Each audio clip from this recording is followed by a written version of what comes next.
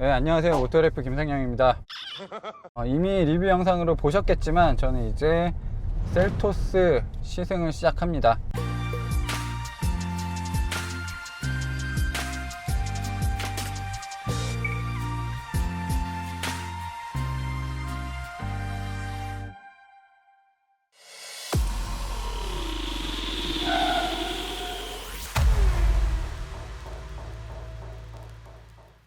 셀토스는 기아가 만든 하이클래스를 지향하는 소형 SUV고요. 기존에 우리나라에 이런 컨셉의 자동차가 있었나 라는 생각이 들 정도로 좀 독특한 자동차입니다. 혹시 자동차를 처음에 개발을 할 때 어떤 방향으로 차를 만들 것인가 이런 거에 노력이 그동안은 너무 일관적이었는데, 셀토스 같은 경우는 좀 특이한 케이스예요. 왜냐하면 이미 B세그먼트 SUV에는 굉장히 많은 차종이 있습니다. 다른 브랜드도 많지만 현대기아가 만들어내는 차종 자체도 이미 대수가 포화 상태거든요. 그러니까 한마디로 K3가 있는데 준중형 세단을 또 만드는 거예요. 그러려면 이유가 있어야 되잖아요. 그래서 그런 것들을 해소하기 위해서 조금 더 고급스럽게 간다. 우리는 좀 차가 비싸지더라도 기본적으로 옵션을 빵빵하게 넣고 기술들을 최첨단으로 넣으면서 좀 비싼 차를 만들겠다라는 심리였죠. 근데 단순히 비싸기만 하면, 좀 고급스럽기만 하면 부족하기 때문에 크기도 굉장히 키워놨고 여러 가지로 기존의 다른 B세그먼트 SUV와는 다른 느낌을 주고 있습니다.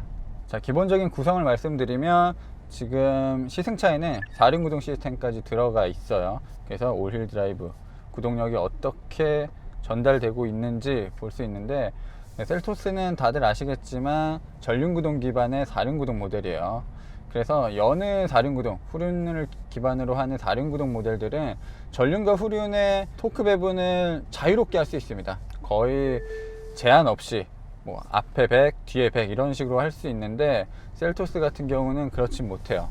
네, 앞쪽에 기본적으로 더 많은 구동력을 보내줍니다. 이 그래프로 보셔도 아시겠지만 뒤에 보내줄 수 있는 구동력이 꽤 제한적이에요. 그래도 일단 뒤에서 밀어준다는 것, 잠깐의 험로를 만났을 때, 미끄러운 도로나 눈길 위에서는 그래도 효과를 줄 수 있겠죠. 자, 먼저 구성을 살펴보면 4륜 구동 시스템이 적용이 되어 있고, 앞바퀴는 그냥 평범하게 맥퍼슨 스트럿, 그리고 뒷바퀴는 멀티링크가 따라오게 됩니다. 이 멀티링크가 아니면 토션빔을 사용하게 되는데, 저는 개인적으로는 토션빔보다는 멀티링크를 선택하는 게 꽤 괜찮아 보여요. 177마력의 1.6L 직분사 터보 엔진은 굉장히 반응도 좋고 힘도 출중하기 때문에 멀티링크로 가는 게 궁합이 더 맞다는 생각이 듭니다. 이미 코나에서도 경험을 해봤고 이 파워트레인과 셰시의 조합이 굉장히 좋았거든요. 셀토스도 사실 차체는 더 커졌지만 이 기본적인 궁합은 꽤 좋을 것으로 예상이 됩니다. 일단은 먼저 좀 적극적으로 엔진을 사용하면서 이 차 가지고 있는 퍼포먼스 이런 것들을 살펴보도록 하겠습니다. 제가 개인적으로 일단 현대기아차 소형차에 들어가는 1.6L 터보 엔진을 굉장히 좋아합니다. 물론 이 차는 조금 디튠 돼 있어요. 아반떼 스포츠나 K3 GT에는 이제 200마력이 넘는 출력을 내는데 이 차에서는 조금 성능이 줄어들었습니다. 하지만 SUV를 끌기에는 적합한 성능이고 완벽하게 고성능을 추구하는 자동차는 아니잖아요. 그러다 보니까 딱 적정 수준에서 출력을 잘 맞춰놨다 이런 느낌이 들어요.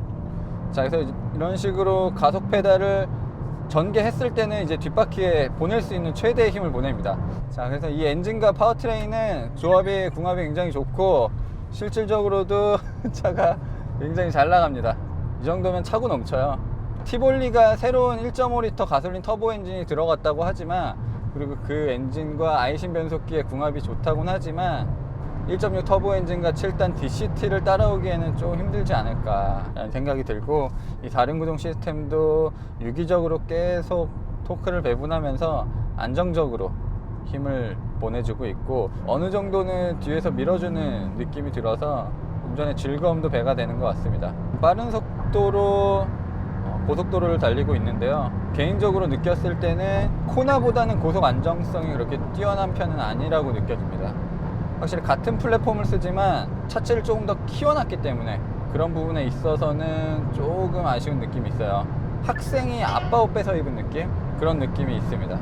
제가 B 세그먼트 SUV 중에서 고속주행 안전성이나 이런 소음 이런 부분에 있어서 가장 높게 평가한 차가 볼보 XC40이거든요. 그 차와 비교하면 차이가 꽤 큽니다. 의외로 서스펜션이 물러요.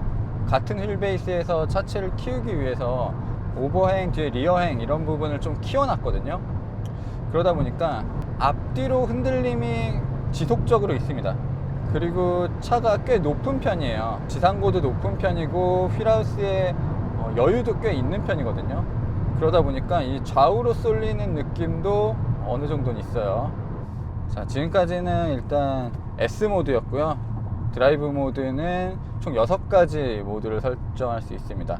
에코, 노멀, 스포츠를 선택할 수 있어요. 근데 의외인 게 기아차 같은 경우는 지금 스마트 모드를 지원을 하고 있거든요. 그러니까 운전자 스타일이나 상황에 따라서 그때그때 맞춰주는 스마트 모드가 있는데 이 차에는 그게 적용되지 않았다는 게 좀 신기하네요. 최신 차인데. 그리고 버튼, 오잉? 얘는 트랙션 모드가 없네. 4륜구동을 넣으면 트랙션 모드를 넣을 수가 없네요. 그럼 한마디로 전륜구동의 그 트랙션 모드 있잖아요. 스노우 모드, 샌드, 걔보다 그냥 4륜구동 넣는 게 더 안전하다는 얘기예요. 더 기능적으로도 훌륭한 일을 수행한다는 뜻이겠죠. 아니면 그게 더 좋으면 얘한테도 넣어줬겠죠. 이렇게 스스로 자충수를 두네. 지금 스포츠 모드에서 회전기 옆쪽으로 이 빨간 불들이 들어오거든요. 변속 시점을 말해주는 포인트 같죠. 셀토스는 확실히 이게 완벽하게 새로운 레이아웃들은 아니에요. 근데 그 안에 것들을 굉장히 좀 오랜 시간 좀 연구하고 꾸며 놓은 것 같은 느낌이 들어요. 자, 그리고 기본으로 들어가 있는 운전자 보조 시스템이 굉장히 많습니다. 동급에서 지금 상태로는 셀토스를 따라올 수 있는 차가 아무것도 없어요. 이 상위 세그먼트 스포티지, 투싼, 코란도까지 가도 셀토스가 가장 최신 자동차입니다. 차선 유지를 스스로 해주는 것도 있고요. 크루즈 컨트롤을 활성화해 볼게요. 자, 시속 100km 정도로 설정을 해 보겠습니다.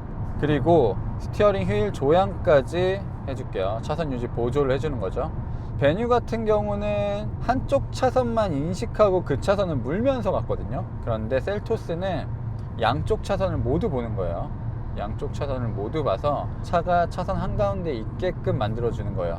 이 기술은 일단 현대기아차가 굉장히 잘 만드는 기술이기도 하고 꽤 비싸요.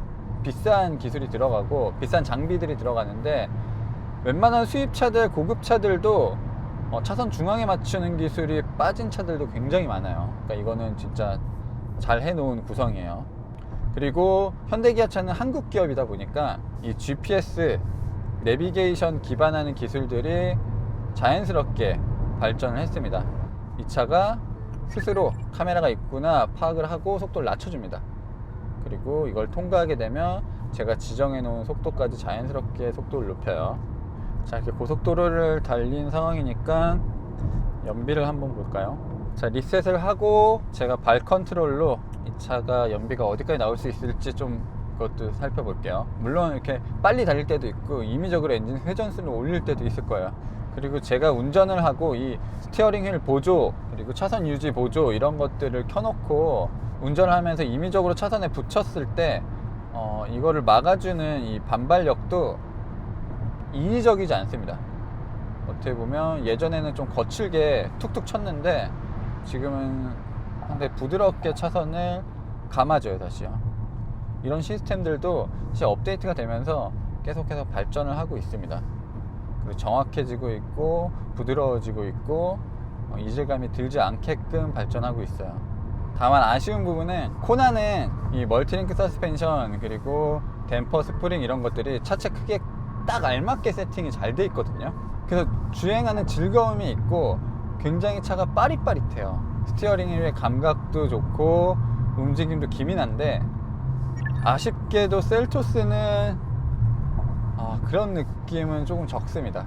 확실히 앞뒤로 뭔가 덕지덕지 좀 붙다 보니까 느낌이 그렇게 썩 만족스럽지 못해요.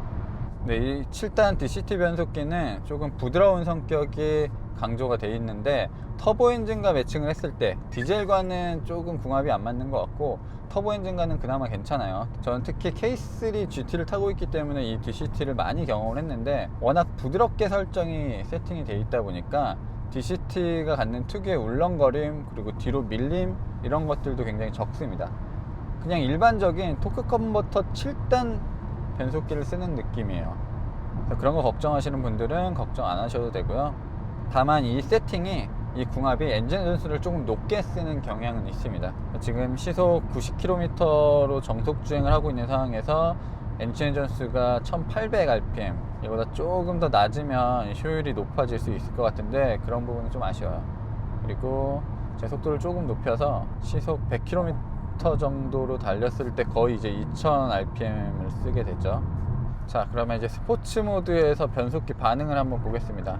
변속이 막 엄청 번개 같진 않습니다. 그런데 확실히 이제는 그냥 일반적인 토크 컨버터 변속기와 DCT의 차이는 보여주고 있는 것 같습니다.